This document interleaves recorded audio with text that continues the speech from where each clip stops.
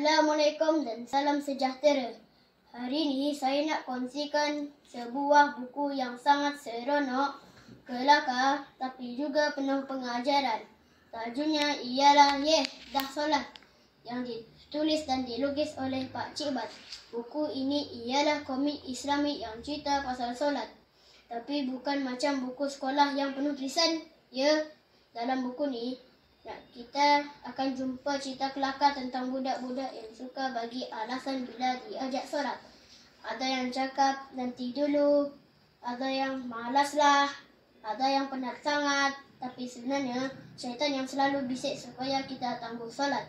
Buku ni ajar kita supaya lawan rasa malas dan jangan ikut bisikan syaitan. Kalau kita rajin solat, hidup kita akan jadi lebih tenang dan hati kita rasa dekat dengan Allah. Saya paling suka bila ada watak yang berubah daripada malas solat jadi rajin dan bersemangat. Lukisan dalam buku ini sangat comel dan kelakar, warna-warni dan ceritanya mudah difahami. Sebab tu buku ini bukan untuk budak-budak je. Orang dewasa pun boleh baca dan dapat pengajaran. Kesimpulannya, buku Yeh Dah Solat memang best dan sangat membantu kita faham kenapa solat tu penting. Lepas saya baca buku ni, saya rasa lebih semangat nak solat dan tak nak tangguh-tangguh lagi.